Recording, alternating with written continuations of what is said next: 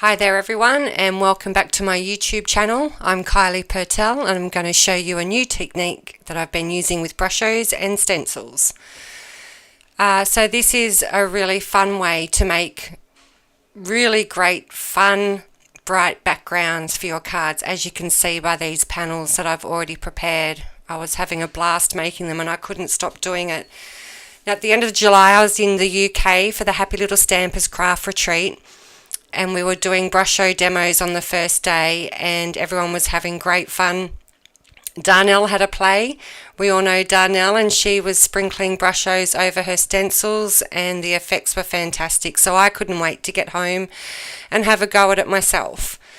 So what I'm going to do here is show you a few things. First I'm going to place this stencil over some watercolor paper, and then I'm going to have some spare everyday normal cardstock that we use for our cards. I've got about a 350 GSM white cardstock that I use. It's quite heavy.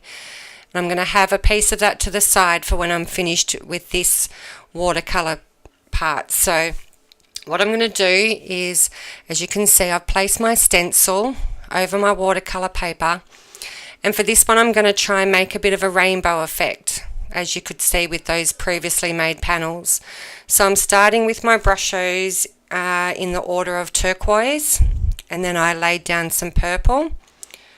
Next up is lime green, which I'm not a green person, but that lime green is a sensational colour. Wow, it's quite amazing. Next is sunburst lemon, and again I'm not a yellow person, but that sunburst lemon is brilliant. Such a beautiful colour. Orange goes on next. I'm only tapping a small amount of the crystals over the stencil, just making sure that I get enough just to cover the holes in the stencil. I don't need too many. And then last of all I'm going to tap on crimson. This is one of my favourite colours that I now have in the brushos. It is an amazing colour. It's red, it's bright, it's vibrant. Now if you've just purchased brushos or you're not sure how we're doing this, well, you just use a pokey tool to pop a little hole in the top of your tub. You don't open them, you don't need to undo the seal and open them completely. You just poke a hole so you can sprinkle the brushos, because a little goes a very long way. Now here comes the magic, just using a mister and spraying over that stencil. Don't need too much water, but enough just to get it going, and sometimes it takes practice. Lift the stencil off nice and quickly. Now I'm going to take my ordinary cardstock and I'm going to flip that stencil over and use up the rest of that ink that I've sprayed over that stencil, because you just don't want to waste it, and it comes up with even like that effect's just great in itself. So, I mean, they're not perfect, but they're not meant to be. That's what watercolouring is all about. That's what I love about it. So I'll just show you a few more examples with a couple more stencils, and you can see how easy it is.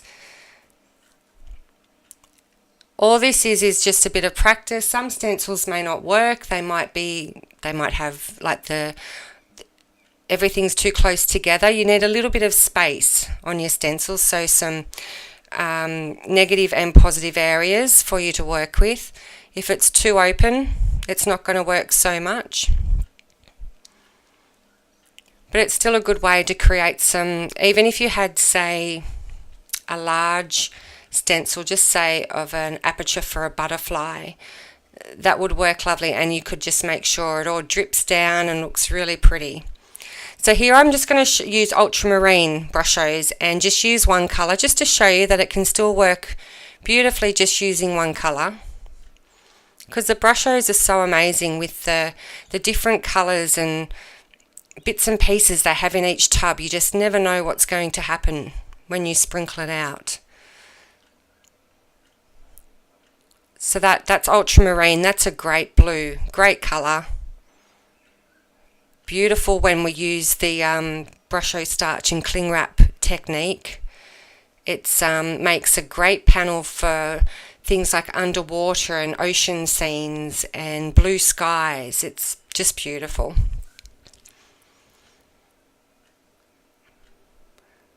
So you notice I didn't flip that stencil, but I would always keep an extra, even if it's watercolor paper or just some your offcuts, your scraps of your cardstock, just have it on hand and flip those stencils over, and you'll have backgrounds coming out of the wazoo, because you can't, it's addictive, seriously, you can't stop making them.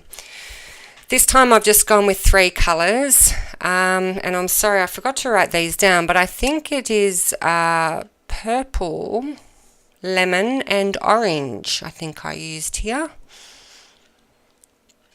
So just 3 colours. So I've given you some examples of, obviously we've used 1, 2, 3, 4, 5, 6. 6 colours on the first one, 1 colour on the second one, and 3 colours on the third stencil. Here comes the magic.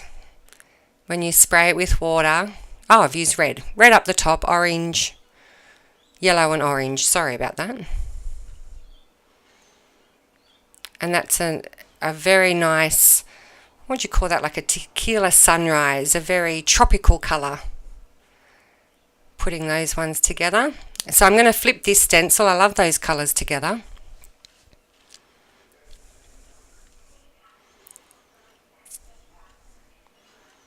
Your hands are going to get dirty doing this sort of stuff. If you prefer to wear gloves, do that before you start, because your hands are going to be multicoloured and stenciled and lots of fun.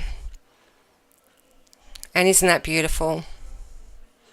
Just so easy. I've now got 5 or 6 backgrounds that are just ready to go. So here you have it. I've just done these are all the examples. Use whatever stencils you have, just give it a go and see how they work out. Don't forget, they don't have to be perfect, but be careful with the amount of water that you do use. You don't want it running everywhere. And just remember to lift your stencil off nice and quickly. Here's a card that I made using that first example. I've embossed the sentiment from the Happy Little Stampers Fun Birthday Sentiment Set, which you can purchase at the shop, or the details should be coming up on your screen. Thank you very much for watching, and I can't wait to find a new technique to show you, especially using Brushos. See ya!